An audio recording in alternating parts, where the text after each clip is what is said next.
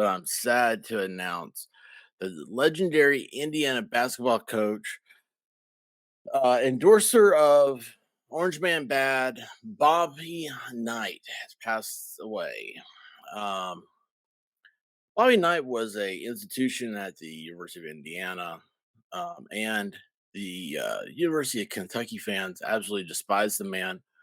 Which my mom is a University of Kentucky alumni, so I haven't talked to her about this yet. We'll see how that one works out. But you may remember a few years ago, one of the last things I remember Bobby Knight doing is that he came out and endorsed Orange Man Bad when uh, Senator Cruz was running for president.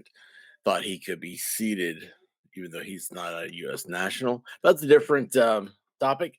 I thought he was for sure going to win Indiana, and here came Bobby Knight with his smackdown of an endorsement. But anyway, let's read about Bobby, his life, and uh, the memory he leaves behind. And it is 36 degrees right now in Indiana. It feels bad for you guys. You are 1 degree colder than I am. Bloomington, Indiana, iconic as he was controversial, Bob Knight for decades embodied the spirit of basketball in the corner of the world, mad about it. His hard-nosed, fundamentalist style, driven style, attention to detail became deeply rooted in the culture of the sport, where basketball fans in Southern Indiana and elsewhere. His admirers standing as ardently by him as his critics often chastised him. At the height of his success at Indiana University, few in the sport were more recognizable or more noteworthy. Knight passed away in Bloomington, according to a post on bobknight.com, a website that represents Knight and his foundation. The school later confirmed Knight's death and announced his passing ahead of IU women's exhibition game Wednesday. Well, that's a horrible time to do it. Knight was renowned for his extremes, his irrepressible winning habit juxtaposed against a fiery temper, which brought him both fame and notoriety. Each helped define one of college basketball's most distinctive personalities for his 42 years as a head coach. An Orville, Ohio native who played at Ohio State collegiately, uh, Robert Montgomery Knight was part of Fred Taylor's 1960 national championship winning team that also included future NBA Hall of Famers John Havlicek and Jerry Lucas. Knight would make his greatest impact running his own sideline. After graduating from Ohio State, Knight briefly worked as a high school assistant before taking a similar position at Army under Tate's Locke. He replaced Locke as head coach in West Point in 1965. Wow. Over 6 seasons, Knight won 102 games with Army, which with four 18-win seasons and only 1 year under 500. That work prompted the move that would come to define both Knight's career and the program that lured him away from the Service Academy. In 1971, Knight was hired as head coach at Indiana, a Big Ten school with two national championships, but some ways removed from its best years under Branch McCracken. I love these local uh, newspaper uh, articles about someone's life. So much better than the USA Today McPaper version. Knight almost immediately restored the Hoosiers among college basketball's elite, advancing to the Final Four in his second season, winning a national title in his fifth. His 1975-1976 team remains the last in Division One men's basketball to complete a season undefeated at 32-0. That's impressive. Those teams were widely considered his best, I think so, or at least the most reflective of Knight's tenacious style. Between 74 and 76, Indiana lost just once in a regional final to Kentucky, with star forward Scott Mace severely limited by injury. Members of both the 74-75 team and his immediate successor have since suggested the former squad might have been the better overall, even if the latter finished its undefeated season and won Knight's first national title. But 75-76 returned a hardened core of experienced players and good defensive balance.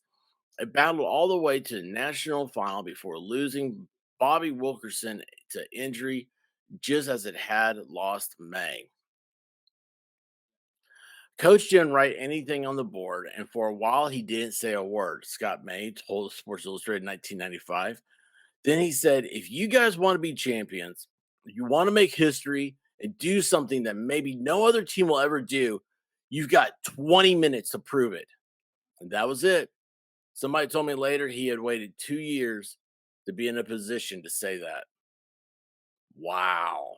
Man, I got cold chills right now. Knight would go on to win two more national titles at Indiana in 81 with future NBA Hall of Fame guard Isaiah Thomas. In 1987, when Newcastle legend Steve Alford set what was then an all-time IU scoring record. Calvert Cheney, would later break the record and the Big Ten career scoring mark as well. Among the most notable of dozens of records with Knight's fingerprints on them. Of IU's top 25 all-time scorers, 14 played some or all their careers for Knight. 5 of the Hoosiers' top 10 rebounders did the same. So did 10 of Indiana's top 15 assist leaders. In total, Knight won 662 games at Indiana, the most in program history by some distance. Among Big Ten coaches with at least 10 seasons service in the conference, only Bo Ryan and Thad Matta surpassed Knight's win percentage of 731, and neither spent anywhere near as many years in the league.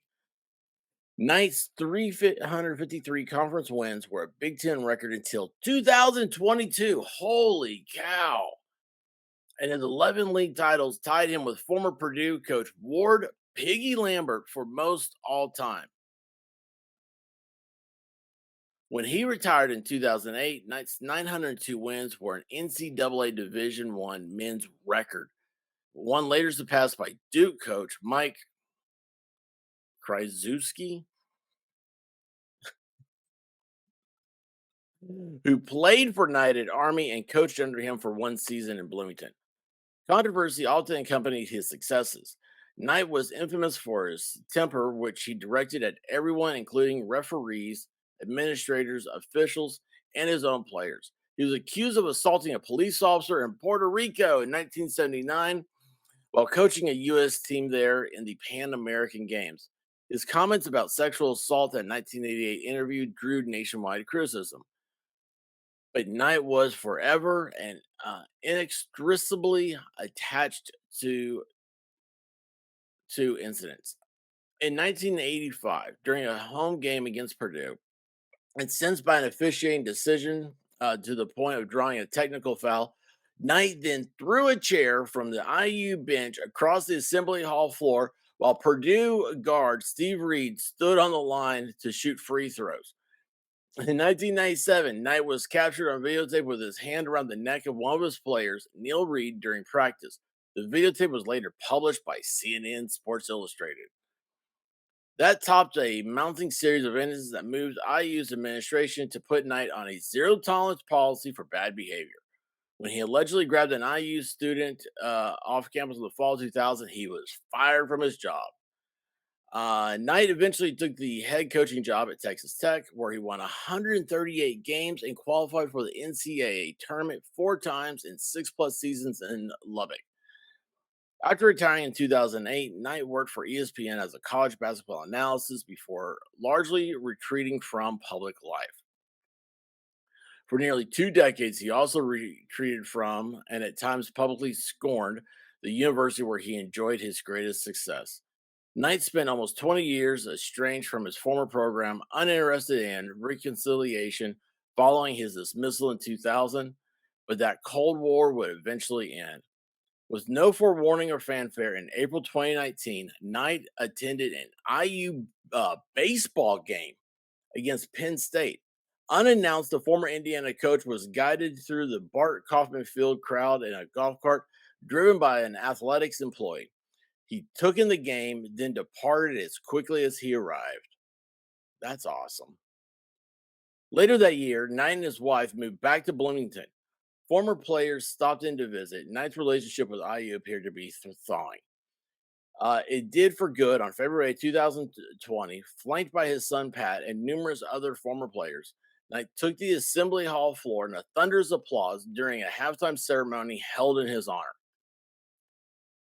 This former Hoosier, Randy Whitman, said that afternoon is where he belongs. Mike Woodson, who alongside Whitman and a close circle of others helped convince Knight to finally return to Indiana, was hired from the NBA to coach his alma mater in uh, March 2021. From that point forward, Knight was a fixture behind the scenes, regularly attending team practices. Knight lived out his final years in Bloomington before passing away. Perhaps the most poignant public moment in his later years between Knight and fan base that adored him for nearly 3 decades came in March of 2017. Knight co hosted a speaking engagement in the gymnasium Bloomington High School North alongside longtime confidant and former Bloomington Herald Times sports editor Bob Hamill.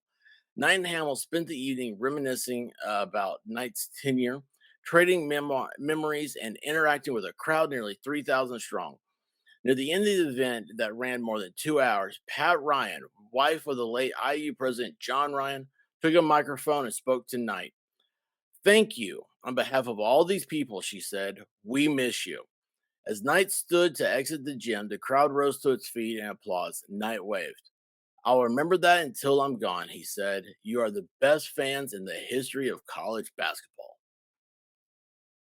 Wow. I I knew that Bobby Knight was that was going to be a hard one to read. And when somebody like him transitions, we shouldn't mourn his loss, but we should thank God that he lived. And somebody powerful like that, somebody who stood out and made his mark. Guys, I want you to remember that as you go out there, go make your mark. Be Bobby Knight. Okay. Even those of you that don't like him or didn't like him, I want you to be that person. I want you to take life by the horns and control your destiny, because that's at the end of the day, that's the only thing any of us can control. Guys, I love you. Thank you so much. Please hit the thumbs up. Please tell your friends about me. Please subscribe. And until later, be good to each other and stay safe, y'all. Expert out.